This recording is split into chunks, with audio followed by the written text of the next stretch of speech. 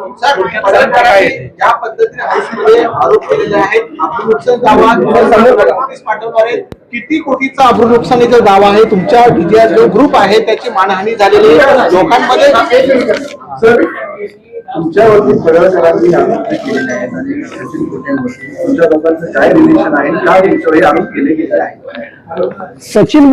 सचिन मोठे साहेब आमच्या भागातले एक UPSC अधिकारी आहेत आणि समाजामध्ये त्यांचं नाव चांगलं आहे, लौकिक आहे आणि त्यांच्या आमच्या एकाच भागातला आम्ही आहे. आटपाडी मधले गोपीचंदजी पडळकर साहेब आमदार ते आहेत, IRS ऑफिसर सचिनजी मोठे साहेब आहेत आणि राहुल हजारे म्हणून तेही त्याच तालुक्यातले आहेत. आणि जे त्यांच्या मिसेस इलेक्शनला उभा राहिल्या त्या आणि त्यांचं एक आमदारकीचं अस्तित्व मार्केटमधनं कमी होत चाललेला प्रभाव आणि त्यांनी जे बाईट दिलेले आहेत ज्या इलेक्शनच्या काळामध्ये त्या सगळ्याचा सूड म्हणून मोठे साहेबांचं नाव बदनाम करून DDSR ग्रुपशी जोडलेलं आहे.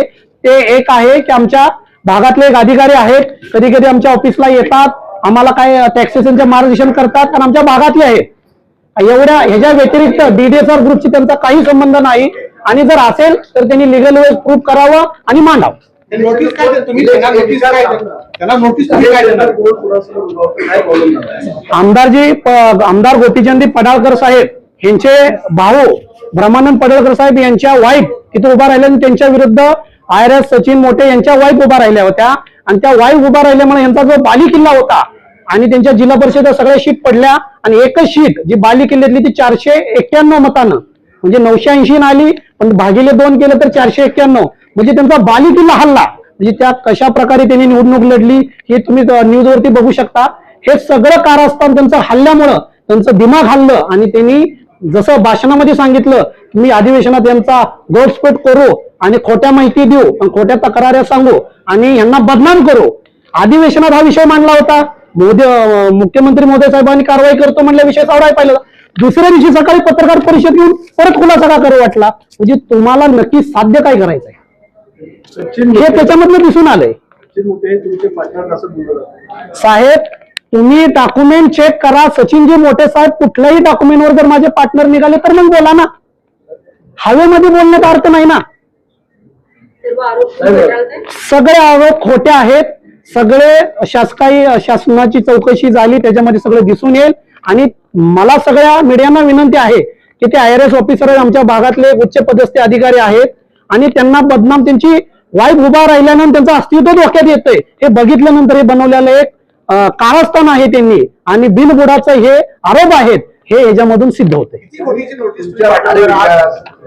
तुमच्यावरती असे आरोप आहेत की तुम्ही लोकांना फसवलेलं आहे, त्यांची घरं दिलेली नाहीये, काही मंत्री मालकांना करत नाही. हे माननीय आमदार गोपीचंद पडळकर साहेब त्यांचे आरोप आहेत. कुठल्या कस्टमरचे आरोप नाहीत, सभासदांचे आरोप नाहीत, कुठल्या सोसायटी मेंबरांचे आरोप नाहीत, पोझिशन दिलेल्या लोकांचे आरोप नाहीत. हे वैयक्तिक त्यांचे सूडबुद्धी आरोप आहेत. ह्याच्यामध्ये कुठेही तथ्य नाही. घोटाळा केला साहेब 2000 करोड रुपये असते तर मी सोसायटी प्रोजेक्ट स्वतःच घेतले असते आणि बँक स्टेटमेंट ही सगळं चौकशी तुम्ही आता पुढे मुख्यमंत्री महोदय साहेब म्हणतात त्याच्यामध्ये सिद्ध होईल. त्याच्यामध्ये तुम्हाला कळेल ना 2000 करोडचा घोटाळा झालाय की नाही झाला. घोटाळा कोणी केलाय की मला उघडायला भाग पाडू नका.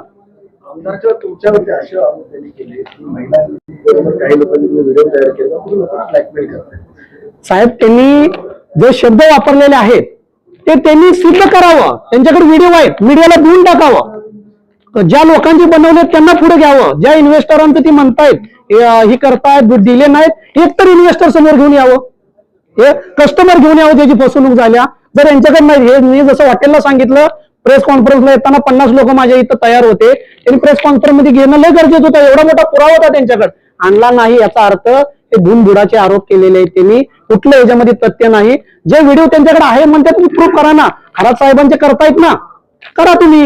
गोपीचंद पडळकर सांगतात सचिन मोठेंना मी ओळखतो, राहुल हजारे हा इसम कोण आहे मला माहित नाही. या पत्रकार परिषदेनंतर जर तुमच्यावर आरोप झाले याच्यापुढे त्याला कसं सामोरं जाणार? DDSR ग्रुप मध्ये एस म्हणजे सचिन आणि आर म्हणजे राहुल असं म्हटलं. तुम्ही DDSR ग्रुपचा गुगलला सर्च करा. 2018, 19, 17 पासून दत्ता डी, दादा डी, सचिन बेरगळ गुगलला वेबसाईट लिहिल आणि राहुल हजारे हे DDSR आहे. हे कधी आहे, सचिन मोठे IRS होण्याच्या अगोदर बसण्याची कंपनी आहे. आमदार खासदारांची जी सोसायटीची कधीपर्यंत पूर्ण कारण 25ला त्याचं पोझिशन भेटलं पाहिजे. साहेब, ते डॉक्युमेंट प्रोसेस ते खासदार आमदार बघतात. माझ्याकडे CC आल्या, त्या नियमाप्रमाणे बांधकाम चालू आहे. पुढच्या ऍडिशनल FSI ची लेटर त्यांना गेलेलं आहे.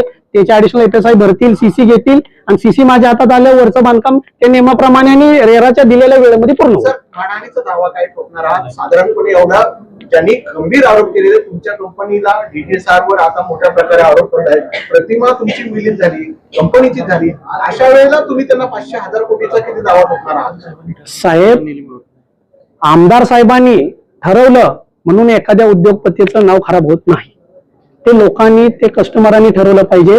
आणि मानहानी करायची की नाही करायची, समाजामधला एक आमचा चांगल्या पदावरचे आमदार आहेत आणि आमच्या कुणाचीही भावना नाही की त्यांचं कुठलं पद वाया जावं, त्यांना मंत्री पद मिळावं, त्याच्यामधनं कुठला प्रॉब्लेम यावं, हे आमच्या कुणाची इच्छा नाही. ह्या कारणामुळे आम्ही त्यांच्यावरती सोसायटी लोक लिगल काय नोटीस घेतील ती माझा अधिकार नाही.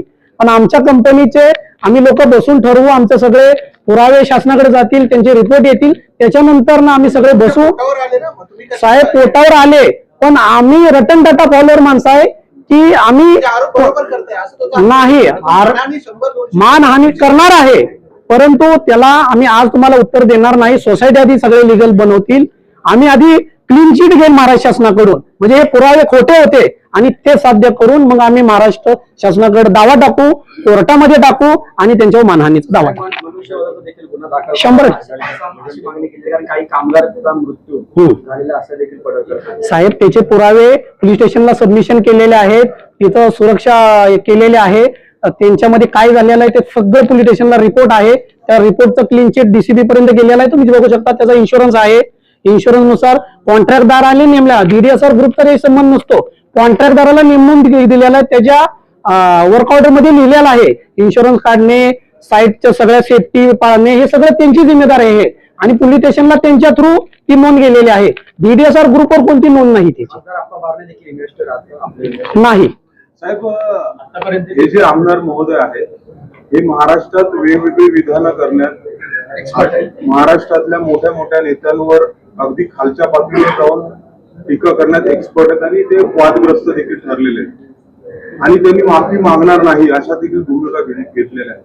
या सगळ्या पार्श्वभूमीवर या आमदार महोदयांचं तुमचं जे वैयक्तिक आहे त्यातून ही सगळी टीका होते असं वाटतं? साहेब, मी त्या गोष्टीवरती जाणार नाही. माझ्या DDSR ग्रुपची जी बदनामी गेली होती त्याच्यावरती मी माझं संभाषण मांडलेलं आहे. महाराष्ट्रामध्ये काय चालू आहे याच्यावरती मी भाष्य करणं एवढा मोठा माणूस नाहीये. जे माझ्या बिझनेस बाबतीत जे केले, माझ्या एका मराठी उद्योजकावरती बाद करण्याचं, एक कलंक करण्याचं काम आमदार साहेबांनी केलं होतं आणि ते मला मुंबईकरांच्या, महाराष्ट्राच्या समोर मांडणं गरजेचं होतं की एक तर मराठी उद्योजक तयार होत नाही आणि तयार झालेल्यांना कसं खोट्या प्रकारे विदाऊट पुराव्याचे बदनाम करायचं काम यांनी केलेलं आहे आणि माझ्या कंपनीला क्लीन चिट मिळावी म्हणून तुमच्यासारख्या मीडियानं सगळ्यांना बोलवलं. तुम्ही माझ्या मान